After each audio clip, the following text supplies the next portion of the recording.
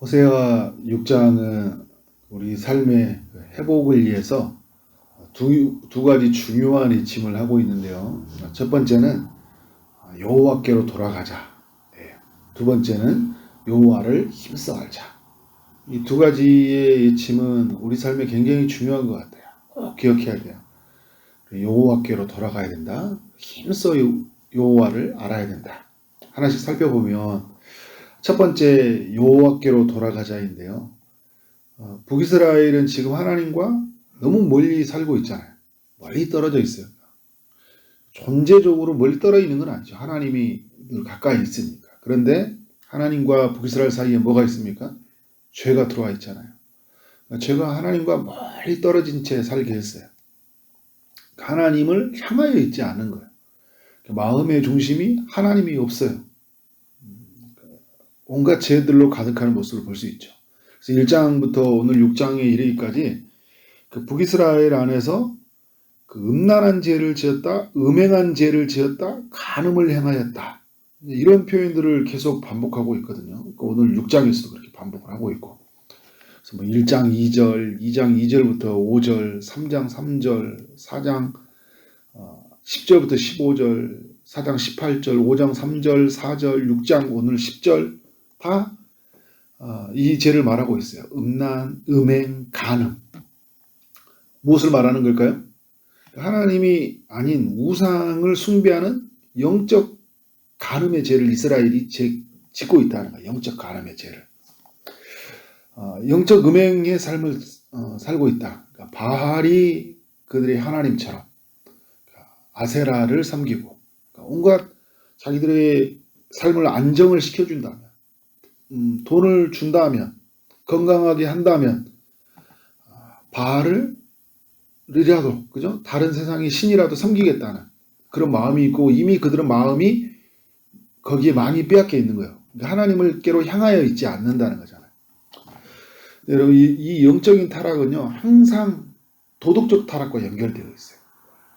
그래서 우상을 숭배하는 이들의 삶을 보면 4장에서 진실도 없고 인애도 없고 하나님을 아는 지식도 없고 오직 저주와 속임과 살인과 도둑질과 간음뿐이다.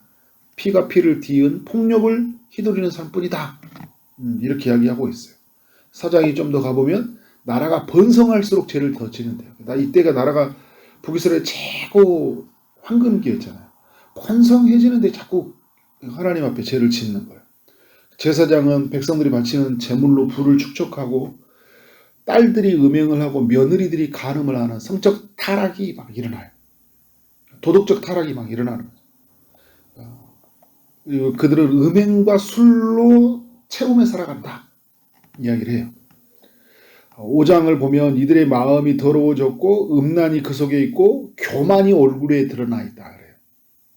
사람의 명령 따르기를 좋아한다. 그러니까 하나님의 말씀이 그들의 삶에 없는 거예요. 하나님의 명령은 없고 사람들이 좋아하는 말. 사람들이 여러분 우리도 보면 지금 사람들이 하는 말은 정말 좋아하잖아요. 어떤 누가 명언을 하면 연예인이 한마디만 해도 그죠? 너무 좋은 말이었다고 하면서 인스타에다 올리고 페이스북에다 올리잖아. 너무 좋은 말이야. 명언이라고. 근데 하나님의 말이 없어요. 마음을 지배하지 못해요. 하나님 마음을 이끌지를 못해요. 그러니까 도덕적 타락이 심각했던 거죠. 그래서 호세아는 하나님께로 돌아가자는 거예요. 왜냐하면 이렇게 살아갔을 때 우리의 삶의 결과가 뭐예요? 결국은 멸망이거든요. 북이스라엘은 여로보암 2세가 죽고 나서 30년 뒤에 멸망을 당해요. 이게 그들이 생각하는 번영, 황금기는요 오래 가지 못한다는 거예요. 큰일 나는데 저러면 죽는데 호세아가 너희 힘을 멸할 것이다. 하나님이 더럽혔으니까 너희를 더럽힐 것이다. 막 계속 이야기를 하잖아. 오늘 6장에서도 반역했다. 핏자국으로 가득 했다. 사악을 행했다. 더럽혀졌다. 계속 반복을 하고 있어. 그러면 망하는 길이라는 거예요. 죽는 길이라는 거예요. 큰일 난다는 거예요. 그러니까 빨리 돌아서라. 여호와께로 돌아가라. 여호와께로 돌아가면 어떤 일이 일어난다는 거예요. 1절에서 우리를 찢으셨으나 도로 낫게 하실 것이다. 우리를 치셨으나 싸매어 주실 것이다 하는 거예요. 지금 이미 하나님이 치셔서, 그러니까 영적인 타락은요 도덕적 타락으로 나타난다는 것은 이 도덕적 타락을 내버려 둔다는 것은 하나님이 치고 계신다는 거예요. 그러나 하나님 싸매어 주실 것이다. 여러분이 돌아간다는 말이 무슨 말일까요? 그러니까 하나님께로 방향을 다시 향한다는 거잖아요. 그러니까 집 나간 아들이 내가 아버지께로 나왔던 것을 심히 마음에 뉘우치는 마음이 있는 거죠. 내가 아버지께로 다시 돌아가야 되겠다.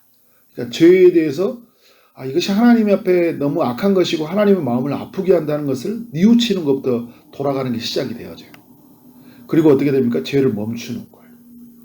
그래서 삶의 방향을 어디로 향합니까? 이제 하나님께로 향하는 거예요. 이게 하나님께로 돌아가는 거예요. 우상을 숭배하는 삶이 하나님을 마음을 아프게 한다. 그래서 어떻게 해야 돼? 우상을 깨트려야 되죠. 그리고 이제 어떻게 돼? 하나님만을 예배하고 나아가는 거예요. 이게 하나님께 돌아가는 거예요. 그냥 마음에 뉘우치고 여전히 우상을 깨트리지 않고 나는 하나님을 예배하지 않아. 그건 하나님에게 돌아가는 게 아니에요. 그죠? 막 회개하고 눈물로 막 기도했어. 근데 또 우상을 붙잡아 막. 그죠? 그건 아니죠. 그죠? 그러니까 이 시대 우상은 뭐예요? 눈에 보이지 않는, 우리는 눈에 보이는 바알과 아세라는 없지만 하나님보다 더 사랑하고 하나님보다 더 만족스럽게 하는 게 우상이잖아요.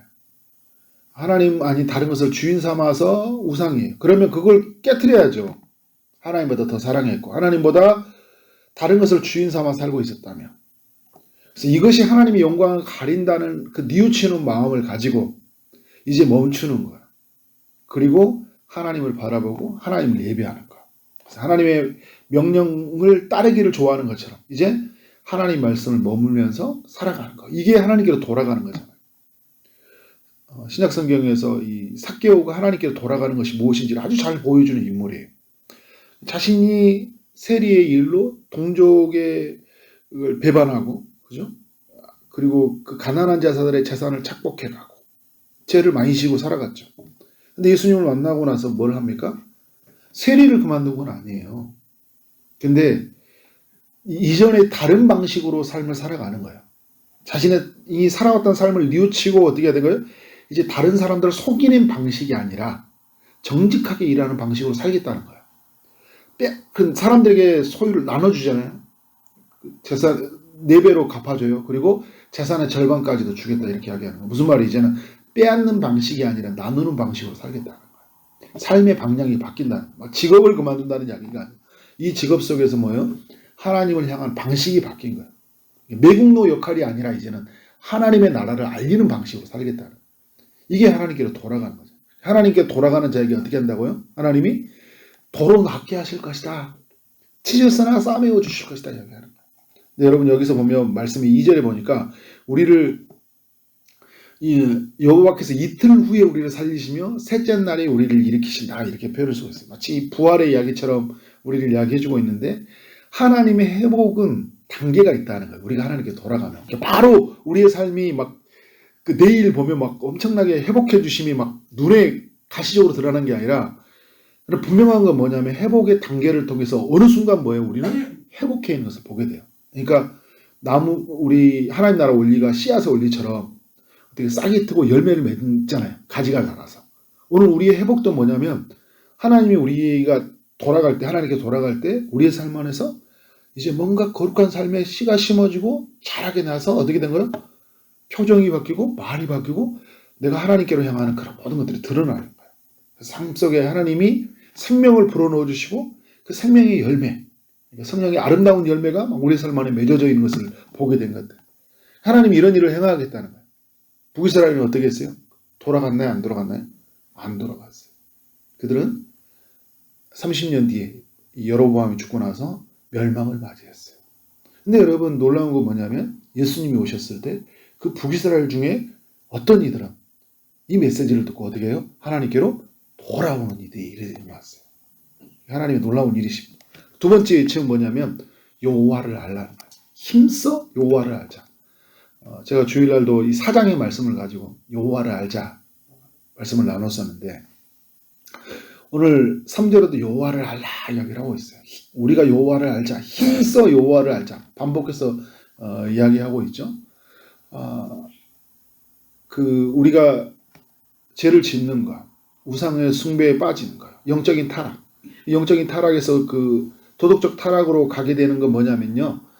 하나님을 알지 못하기 때문이에요. 하나님을 알죠. 사람들이, 북이스라엘 사람들은. 어떻게 알고 있어요? 지식과 개념으로, 사변적으로 알고 있는 거예요. 그냥 형식적으로 예배드리고 형식적으로 율법의 교육을 받아요. 근데 여러분, 이거는 호세아가 말해주는 건 뭐냐면, 하나님이 호세아를 통해 말하는, 이건 여호와를 아는 게 아니라는 거예요. 지식과 정보로 아는 거예요. 성경 공부로 아는 거예요. 여호와를 안다는 건 뭐냐면 인격적으로 그분을 경험한다는 거예요. 그분이 내 안에 대지하시고, 그분이 살아계시고, 그분과 함께 교제하고, 그분으로 인해 마음껏 살아가는 기쁨. 이게 여호와를 아는 거예요. 지정의로 아는 거예요. 우리 지성적으로 알고 우리 마음으로 느끼는 거예요. 그분의 사랑을 느끼는 거예요. 그래서 그분으로 즐거워하고 그분으로 만족하니까 뭐가 되는 거예요? 의지가 발동하잖아요. 감사가 터져나오는 거예요. 그리고 우리의 삶은 어디예요? 죄의 자리가 아니라 은혜의 자리로 가게 되는 거예요. 그래서 이 호세아 선지자는 뭐냐면 하나님 이 메시지를 정하는 거예요. 여호와를 알자. 진짜 여호와를 좀 알자, 그러게 하는 거예요. 힘써 여호와를 알자. 힘써 이런 건 뭐예요? 그냥 여호와를 아는 게 너무 얕아요. 그냥 힘이에요. 형식적이에요. 그냥 우리의 마음을 하나님께로 아는 것을 집중해 보자는 거예요. 그러면 어떻게 되는 거예요? 그의 나타나심은 새벽빛 같이 어김없나니. 그러니까 우리 1절에 2절에 말하던 하나님의 회복이 어김없이 나타난다는 거예요. 여러분, 새벽이 되면 빛이 어김없이 나타나잖아요. 땅을 적시는 늦은 비와 같이, 그죠? 비가 우리에게 임하시리라. 하나님의 지금 비가 왔잖아요. 비가 오는 것처럼 우리의 삶에 촉촉한 비가 와서 우리를 다시 살아나게 하겠다는 거예요. 오늘 6절에 보면 나는 인애를 원하고 제사를 원하지 아니하고 번제보다 하나님을 아는 것을 원한다. 그러니까 제사와 번제, 하나님을 예배하는 삶에 있어서 너무나 중요하잖아요. 그런데 인애가 없는 예배, 그러니까 사랑이 없는 예배요. 하나님을 사랑하지 않아요. 하나님이 사랑하는 것들이 있거든요. 하나님이 사랑하는 영혼들, 그죠? 하나님이 사랑하는 이 모든 것을 사랑하지 않아요. 인애가 없어요. 인애가 없는 예배를 드리는 거예요. 하나님에 대해서 무지함으로, 하나님을 온전히 알지 못함으로 나가는 예배, 이런 예배는 하나님이 원하지 않겠다는 거예요. 그러니까 정말 하나님이 원하는 것들은 뭐냐면, 그래서 정말 하나님을 사랑함으로, 우리의 전 인격으로, 전 존재를, 내가 전 인격으로 하나님을 경배하고 하나님을 만나는 것. 하나님이 이걸 원하고 있어요. 그러면 하나님이 너희 삶 가운데 도로 회복하시는 역사, 하나님이 다시 그들에게 비를 내리셔서 그들의 삶 안에 그 열매를 맺히게 하는 그 풍성함을 경험하게 하겠다, 이 이야기를 해주고 있어요. 4절에 보니까 북이스라엘 대표하는 에브라임도 유다 지파도요, 인애가 구름이나 씨 없어지는 이슬 같다 이야기를 하고 있어요. 무슨 말이에요? 인애가 뭔가 보인 것처럼, 겉으로는 보인 것 같은데 금방 식어지고 사라야 된다는 거예요. 그러니까 무슨 말이, 그냥 겉으로 보이는 인애처럼 있는 거지 없는 거예요. 어떤 형식적으로만 가득하다. 그러니까 이런 삶 안에 그들의 죄가 있다 보니까 어떻게 7절 이하에 하나님을 향한 반역, 피를 향하는 악행, 사악한 강도짓, 음행만 하고 있다는 거예요. 도덕적 타락으로 완전히 짓눌려 살아가는 그들의 모습을 볼 수 있어요. 그러니까 호세아 선지자가 이야기하는 거 봐요. 여호와를 알자는 거예요. 오늘 전에 말씀의 결론을 내리면 우리의 삶의 중요한 회복을 향한 두 가지 예침. 첫 번째는 뭐예요? 여호와께로 돌아가자라. 여호와께 죄를 멈추고 여호와께로 다 돌아가자. 그 여호와를 힘써 알라는 거예요. 같이 연결된 단어예요. 여호와를 알 때 힘써 알자. 우리 하나님의 사람들은 이 시대에 막 수많은 정보가 쏟아지고 있잖아요. 우리가 알아야 될 게 너무 많아요. 어떻게 자녀를 교육을 시켜야 될지, 어떻게 우리의 인생을 살아가야 될지, 주식에 관한 정보를 찾아보고, 전쟁과 전염병이 막 나타나면 이 소식이 어떤 소식으로 보냐면, 와, 이 물가가 너무 떨어질 것 같아. 이 시대가 막 변화될 것 같아. 이런 이야기에 정보가 필요해요. 근데 여러분, 하나님이 이 시대 속에서 어떻게 역사하고 계시고, 우리 가운데 어떤 말씀을 전하고 계시는지, 우리에게 무엇을 요구하는지 그 하나님을 알아야지. 하나님의 뜻을. 그래서 그 하나님께 우리는 돌아가야 된다. 그렇게 하나님 앞에 살아가는 여러분 삶 되어지길 원합니다. 하나님의 놀라운 회복이 우리의 가정 가운데, 우리 일터 가운데, 우리 교회, 도시 가운데 임하기를 주님 이름으로 축원합니다. 아멘. 기도하도록 하겠습니다.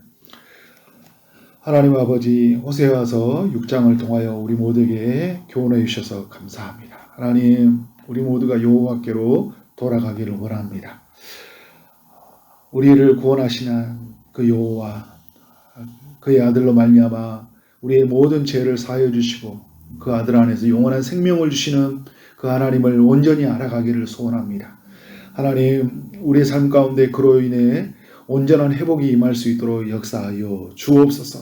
주님, 죄로 인해 많은 것이 찢겨졌고 많은 것이 상해져 있지만 그리스도의 그 피로 말미암아 우리를 깨끗게 하시고 우리를 회복케 하시는 주님의 사랑을 우리가 기억하면서 날마다 그의 사랑 안에 머물며 그의 사랑을 붙잡고 살아가는 믿음의 권속들이 될 수 있도록 역사하여 주옵소서. 모든 우리의 삶의 방향이 하나님께로 향해지게 하여 주시고 그래서 하나님의 마음이 있는 곳에 우리의 마음이 있게 하여 주시고 하나님의 시선이 향하는 곳에 우리의 시선이 향하고 그래서 하나님의 뜻을 붙잡고 살아가는 사람의 명령이 아닌 하나님의 명령을 따르는 주의 권속들이 되도록 역사하여 주옵소서. 오늘도 주의 응답을 기다리는 데게 찾아가셔서 은혜 베풀어 주시길 원합니다. 육체의 아픔 중에 있는 이들을 찾아가셔서 주님이 싸매어 주시옵소서. 주님이 고쳐 주옵소서. 치료의 광선을 비춰 주옵소서. 취업을 준비하는 이들, 결혼을 준비하는 이들, 임신을 준비하는 이들, 또 시험을 준비하는 모든 이들에게 주님 찾아가셔서 지혜 주시고 은혜 주시고 주님이 친히 응답하여 주옵소서.